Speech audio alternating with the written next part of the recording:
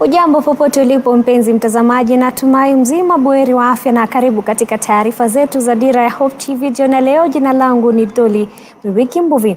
Na muungano wa Kenya Kwanza umewataja wabunge 7 watakaoshiriki katika mazungumzo na muungano wa Azimio. Timu hiyo inayojumuisha wabunge 4 wa bunge la kitaifa na maseneta 3 ilizinduliwa Jumanne baada ya mkutano wa wabunge wa mrengo wa Kenya Kwanza katika ikulu ya Nairobi ambao uliongozwa na Rais William Ruto. Wabunge hawa wataongozwa na seneta Kakamega Boni Halwale, na kama anavyoripoti Alice Diana, wabunge wa Kenya Kwanza wameshikilia msimamo kuwa mazungumzo hayo ni lazima yafuate sheria.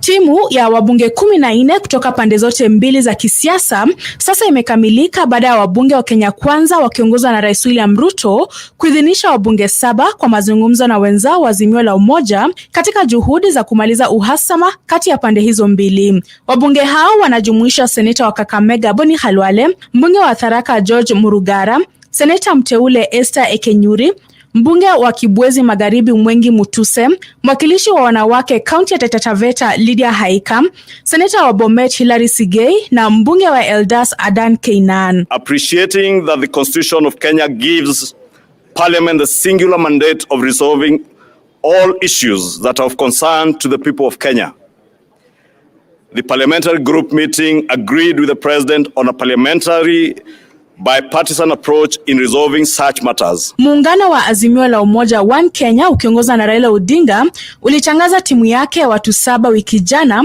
wakati wa mkutano wa kikundi cha wabunge wa Azimio la Umoja katika kaunti ya Machakos. 7 hao ni pamoja na seneta wa Nairobi na ambaye ni katibu mkuu wa ODM Edwin Sifuna, seneta wa Narok Ledama Olekina na seneta wa Kitui Enoch Wambua.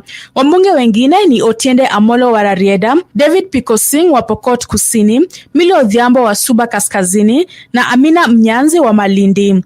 Mazungumzo hayo ya pande mbili yanatarajiwa kuangazia masuala kadhaa ikiwemo kuundwa upya kwa tume huru ya uchaguzi na mipaka nchini IEBC na gharama ya juu ya maisha. And the instructions that our team have are to limit their conversation on matters that are of great concern to the people of Kenya, the IEBC, with regards to that bipartisan committee.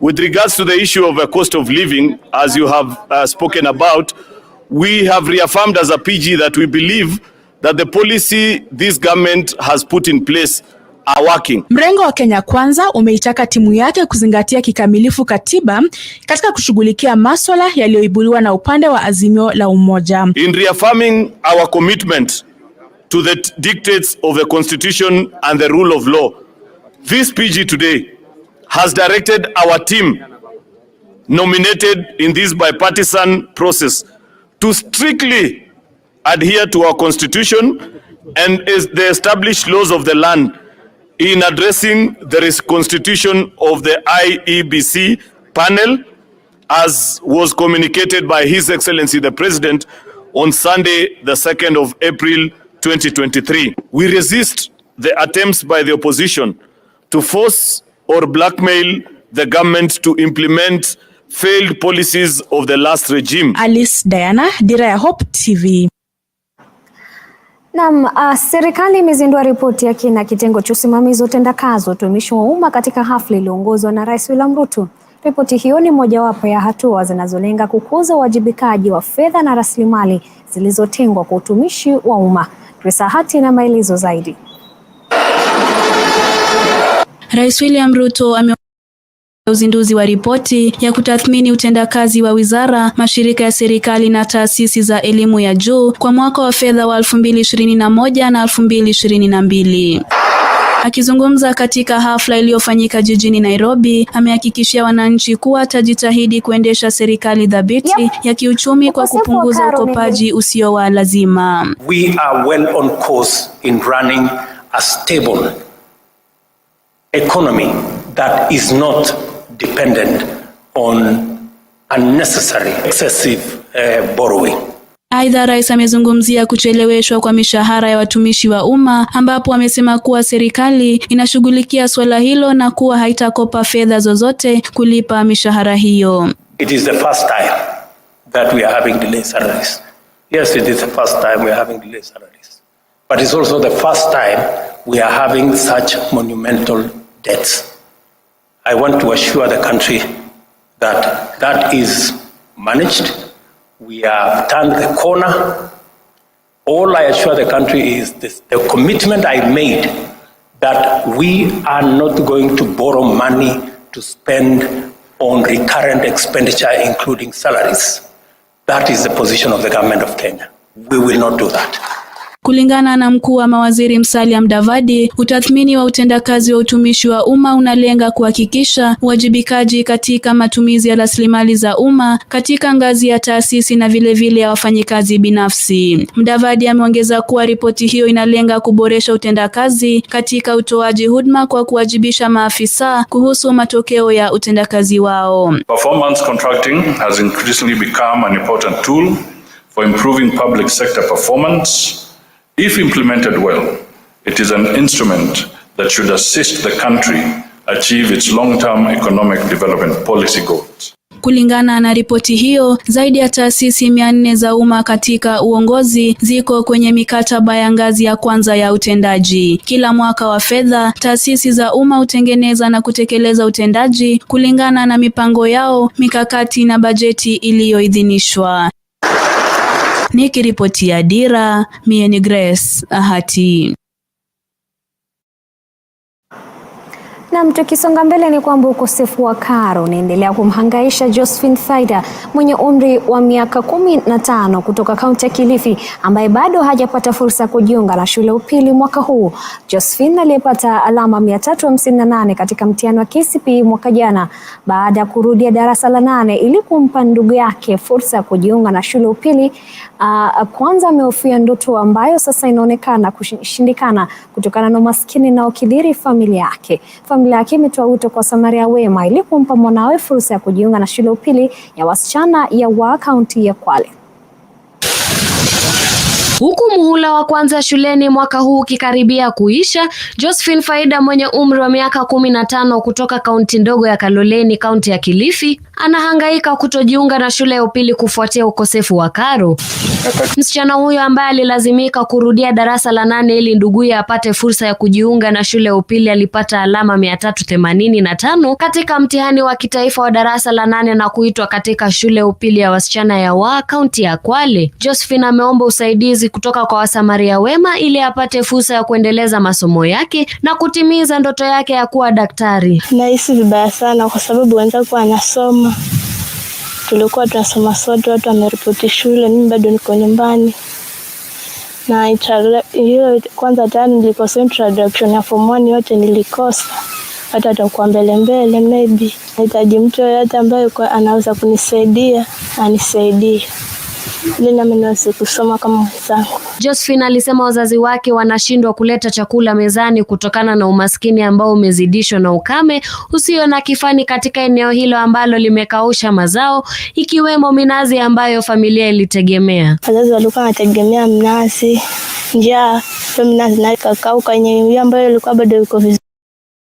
Uzwa yote.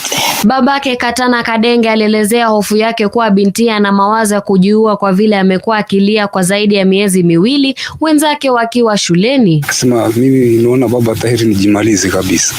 Manake naona mimi sitasoma. Namwambia mama sifanye hivyo. Tahiri nijiue mimi babako kule kujiua wewe. Manake mimi kidogo miaka mingi. Wewe bado mchanga. Ukijimaliza utakuwa umepoteza mambo mengi. Sasa saa zote basi mtu wako kumbembeleza. Mwalimu wa Josephine Gunga alisema idadi kubwa ya watainiwa wa mtihani wa KCPE wa mwaka 2022 kutoka shule yake bado wako nyumbani kutokana na ukosefu wa karo, huku akiomba serikali kuingilia kati. Kuna idadi nzuri sana bado wako nyumbani. Hiyo ni kwa sababu ya wazazi wengi wa huku kwetu wametegemea kazi moja ambayo ni ukulima, kazi ya kugema. Na kufikia sasa kwa hesabu ya ukame ama kiangazi, ile kazi ametegemea sana, hiyo yote kwa sababu jua minazi imeanguka, minazi imekufa. Sasa uwezo wa mzazi kupeleka shule mtoto umekuwa haba sana. So tunaomba kama inawezekana serikali, viongozi mbalimbali waweze kumuona huyu msichana, wamchukue ili aweze kufikia malengo yake ya maisha na baadaye.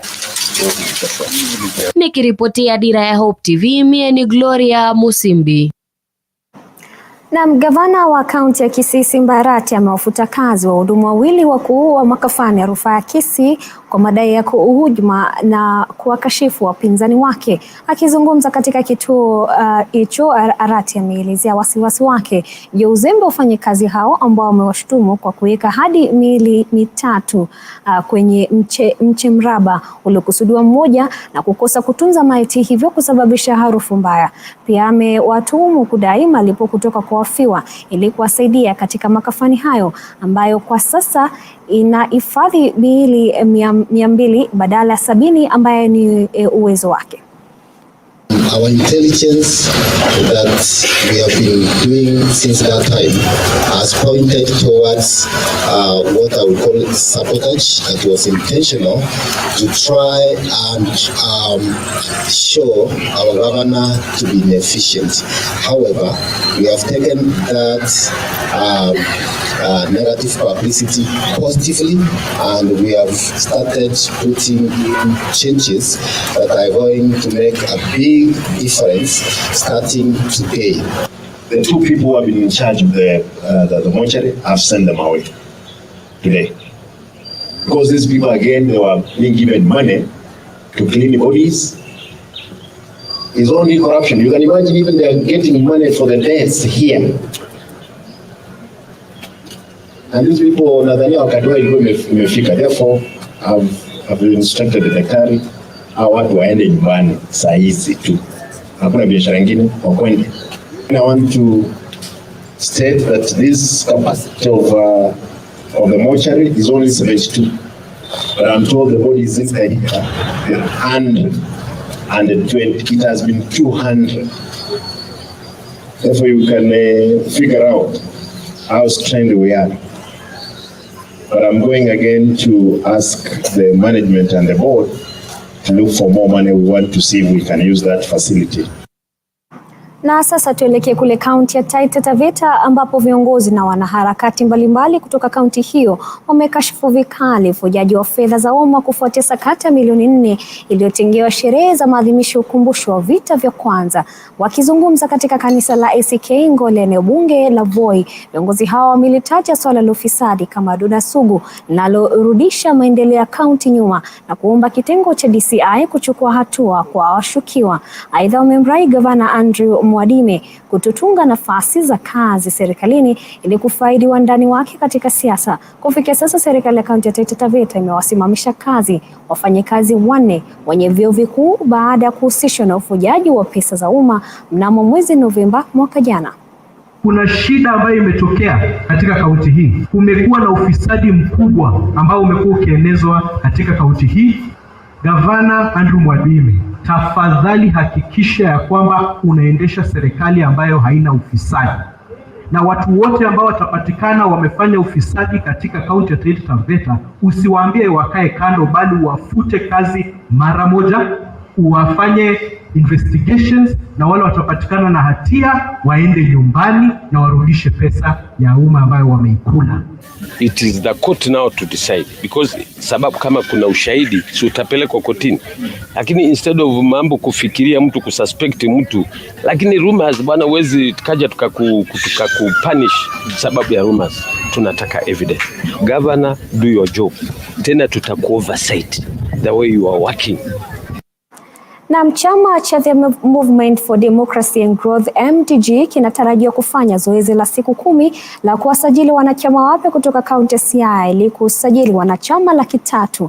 Mazoezi matatu usajili yalifanyika wiki iliyopita Luanda, Hui na Daho, ambapo wakazi 300 walijiandikisha kujiunga na chama hicho. Afisa wa chama hicho Fredrick Odhiambo Yugi amesema shughuli ya usajili itafanywa katika vituo vyote vya kupigia kura vilivyo katika kaunti hiyo na kuwataka wakazi kujitokeza kwa wingi ili kujiunga na chama hicho. Akizungumza mtaani Daho katika kaunti ndogo ya Ugunja wakati wa harakati za kusajili watu, Oyugi alisema harakati hiyo ipo chini ya uongozi wa waziri wa mawasiliano na uchumi wa dijitali Eliud Owalo.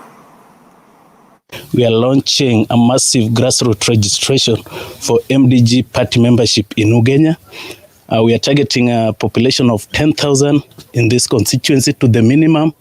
After this, we'll embark on countrywide registration from our neighboring constituencies, our Luo Nyanza counties, western counties, and probably even in this coastal region, so that we are very sure and determined that through the leadership of Honorable David Ochieng and this government of Kenya Kwanza, the Luo Nyanza are going to get liberation of multi-party democracy, which is the core reason why most of Luo leaders have been fighting for, so that we have a multi-party democracy in Nyanza, a person, you belong to a party of your choice, a party you want, so that we get variety of leaders, because we have several parties.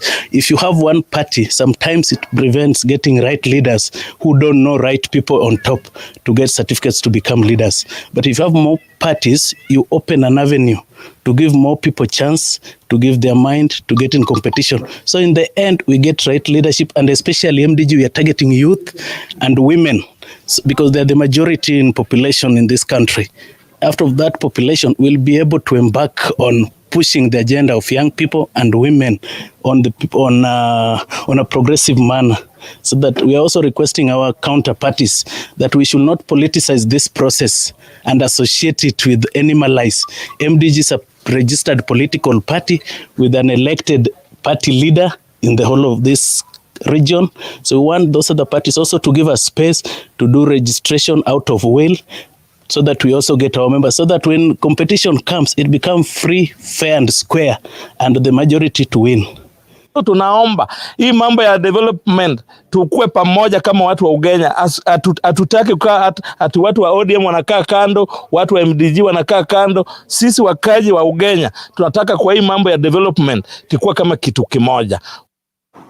Na urushaji wa satellite ya Taifa 1 angani uliokuwa ukitarajiwa umecheleweshwa kwa masaa 24 kutokana na hali mbaya ya hewa. SpaceX yenye makao yake makuu nchini Marekani, ambayo hutengeneza na kurusha roketi na vyombo vya hali ya juu zaidi duniani, imetangaza kucheleweshwa kwa kurushwa kwa roketi ya Falcon 9 ambayo itakuwa ikisafirisha Taifa 1 pamoja na satellite nyingine kwenye orbiti. Katika taarifa, Wizara ya Ulinzi na Shirika la Anga la Kenya zimesema kuwa hatua hiyo imesababishwa na hali mbaya ya upepo wa hali ya juu ambayo ingeathiri njia ya kurushwa kwa roketi hiyo. Uzinduzi huo sasa unatarajiwa kufanyika hii leo saa 5:44 usiku kwa saa za Pasifiki, au hapo kesho saa 3:44 asubuhi kwa saa za Afrika Mashariki. Satellite hiyo imeundwa ili kutoa data ya uchunguzi wa ardhi kwa ajili ya matumizi ya kilimo, usalama wa chakula na usimamizi wa mazingira.